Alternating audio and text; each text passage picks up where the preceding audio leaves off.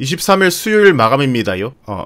트럼프가 좀 쫄았나? 일단 겉으로 보기에는 트럼프가 그래 알았다잉. 자, 여기가 이제 어제까지의 미증시 모습이었죠. 선물지수에서는 이렇게 살짝 상승하고 있는데 요것을 좀 돌파가 나와야 단기 상승을 기대를 할 수가 있고, 이 돌파와 상승을 하기 위해서는 트럼프가 좋은 말을 해줘야 된다. 자, 마침 트럼프가 중국 관세율 내려갈 것, 관세전쟁 출구 모색하나. 아이고야. 자, 트럼프 대통령은 20일 현지 시간 지난 새벽에 집무실에서 기자들과 만나 우리는 중국과 잘하고 있다며 현재 대중 관세율 145%는 매우 높은 수준으로 협상을 통해 실질적으로 낮아질 것이라고 말했다. 앞으로 낮아질 것이라고 이제 기대감을 줬죠. 그죠? 다만 0%가 되지는 않을 것이다. 관세 전쟁이 0%로 가서 완전 끝내지는 않을 것이고, 지금은 너무 높은데 앞으로 협상을 하면서 낮춰갈 것이다. 대중 관세율 인하 가능성을 직접 언급한 것은 이번이 처음이다. 자, 보면 이것이 뭐 엄청난 호재거나 뭐 증시를 폭등시키거나 이럴 만한 뉴스는 아니에요. 지금 미증시를 보면 워낙 눌려져 있고, 지금 이렇다 할 상승 호재가 없는 와중에 저 정도만 되어도 일단은 호재다. 거기에 지난밤에 반등해줬고, S&P 500은 가이드로 잡은 이 부분을 돌파를 하면서 단기 상승 가능성을 만들어뒀다. 일단 내려오고 있는 20선 이 근방까지는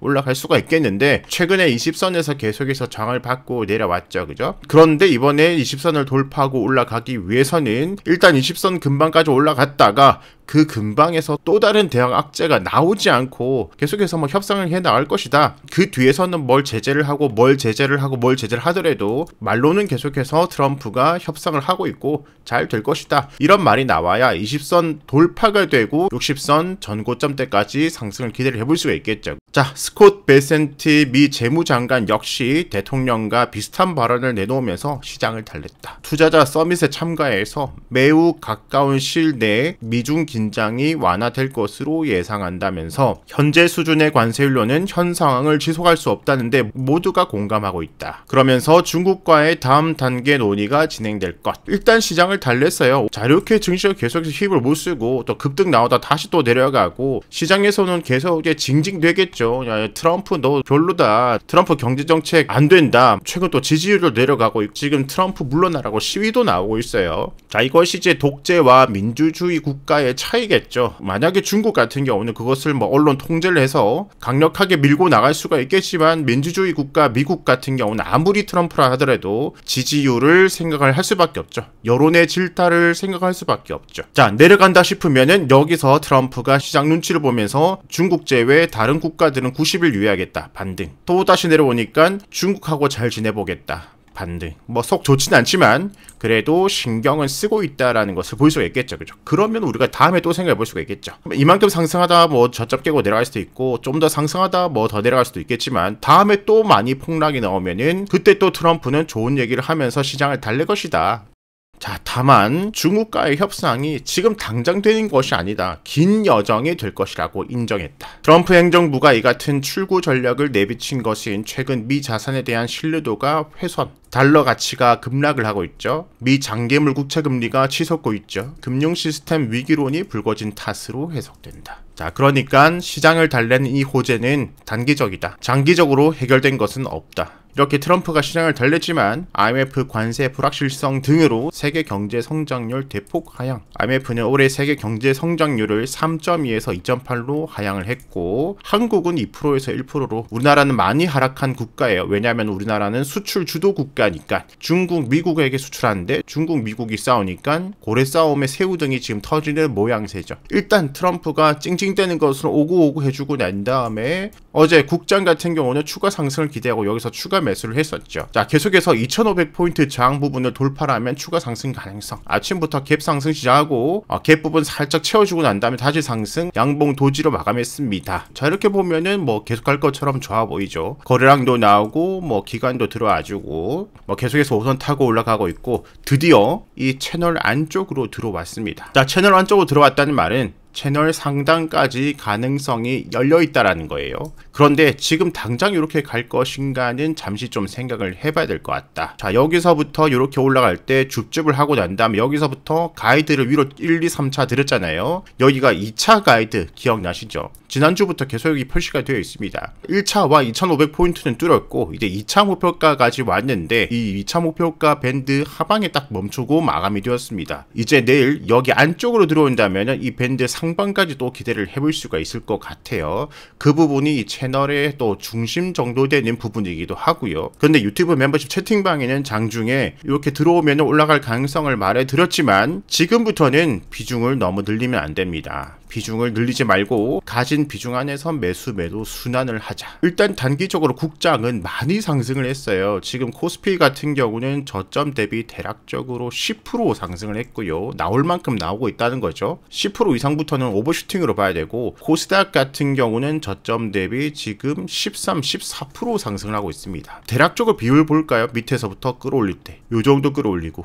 요 정도 끌어올리고 요 정도 끌어올리고 요 정도 끌어올리고 요 정도 끌어올리고 요 정도 끌어올리고 나올 만큼 나오고 있어요. 그죠? 물론 조정받고 추가적으로 상승해서 전고점까지 갈 수도 있겠지만 이 상승 1파에서는 나올 만큼 나왔다. 그 다음 뭐 이렇게 조정받고 이렇게 간다면은 지금부터 쉬지 않고 이렇게 올라가기에는 좀 고민을 해봐야 되지 않을까요? 그리고 공포지수도 보면은 이렇게 쭉 올라갔을 때 줍줍하고 난 다음에 지금 이렇게 수익을 주고 있어요. 그죠? 쭉 내려오다가 이런 매물대 근방까지 그리고 이제 10선까지 그 밑에 20선이 얼마 남지 않았어요. 뭐 20선까지 간다 그래도 요만큼 남아있고 쉬지 않고 이렇게 상승이 나왔다. 추가 상승을 하더라도 한 번 더 공포적으로 갔다가 이렇게 내려가야 우리가 그것이 이제 평균 데이터가 되겠죠. 그리고 다시 코스피 일봉 차트를 보면은 이렇게 아래 꼬리가 나오는 잠자리 망치형 같은 경우는 일반적으로 잘못 생각하면 좋다고 생각하는데 그것이 밑에서 나오면은 좋은 건데 상승 중에 위쪽에서 나오면은 썩 좋지 않을 수가 있다.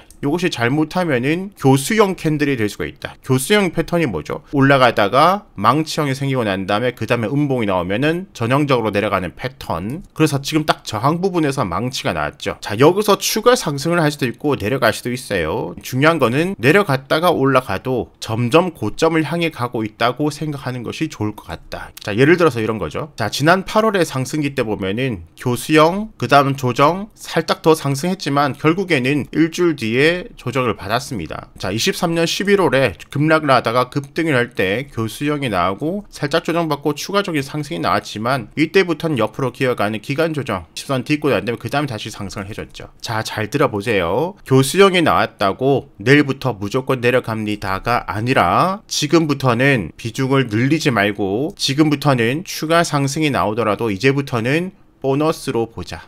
지금부터는 하루에 2%가 되었든 하루에 3%가 되었든 하루에 5%가 되었든 비중을 줄여나가는 것이 안전할 것 같다. 자, 지금 예를 들어서 주식 비중이 70%가 있다. 뭐 지금부터 5일 동안 매일 3%씩 줄이면은 비중이 55%까지 줄겠죠.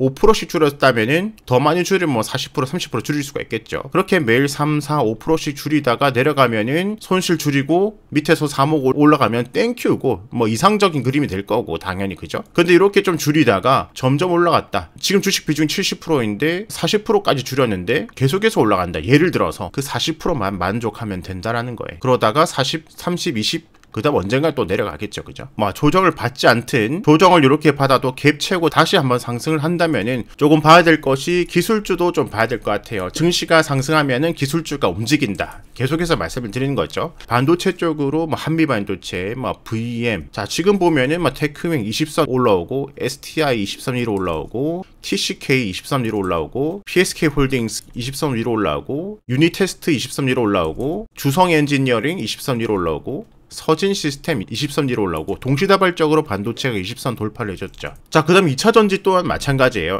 2차전지 LNF 20선 위로, 코스모 신소재 20선 위로, 대주전자재료 20선 위로, 코스모학, SKC, 에코프로버티, 삼성 SDI, 에코프로 BM, 천보, 포스코 퓨처엠, 이렌텍, 나노신소재, 상하프론테크, 에코앤드림, 사마알미늄, 데보마 마그네틱, MOT, TCC 스틸, LG 에너지 솔루션 2차 전지도 동시다발적으로 돌파를 해줬죠. 자, 다시 지수가 조정으로 들어가면 요거 페이크 주고 다시 20선 이탈하고 내려갈 것이고, 지수가 조금 더 상승을 해준다면은 동시다발적으로 돌파한 기술주가 추가적인 약간의 상승이 나올 수도 있겠다. 그죠? 지수도 있지만 물론 지난밤에 테슬라가 급등을 해주면서 이제 일론 머스크가 이제 도지 작업을 끝내고 5월부터 테슬라에 집중하겠다, 이 말에 상승을 해줬지만 지금 당장 실적이 좋은 것도 아니고 막 따라 붙을 건 아닌 것 같다. 지금 테슬라는 홀딩하고 있고 줍줍은 테슬라가 좀 안정되고 난 다음에 해도 늦지 않을 것 같아요. 테슬라 반등에 2차전지 상승한 것도 있고, 자, 이런 와중에 비트코인이 60선 돌파 다음에 120선까지 돌파를 하면서 지금 비트코인 보면은 그렇게 조정받은 것도 아니에요. 고점 대비 요만큼 조정이에요. 지금 보면 대략적으로 요렇게 되죠. 요런 박스 이탈하고 여기까지 진입, 이제 여기 저항을 받고 있습니다. 저항 이탈하면은 다시 또 트라이를 할 때까지 시간이 걸리겠죠. 고점 대비 고작 15% 정도 조정이에요. 오늘까지만 본다면은 역시 따라붙을 게 아니라 계속해서 가진 것도 홀딩, 그 다음 조정 봐야 되겠죠. 줍줍은. 자, 정리를 하면은 트럼프가 시장을 달래기에 들어가면서 단기적으로는 투자 심리가 약간 살아났다. 하지만 장기적으로는 넘어야 될 산이 많다. 트럼프는 급락을 하면은 앞으로도 달래기에 들어가겠구나.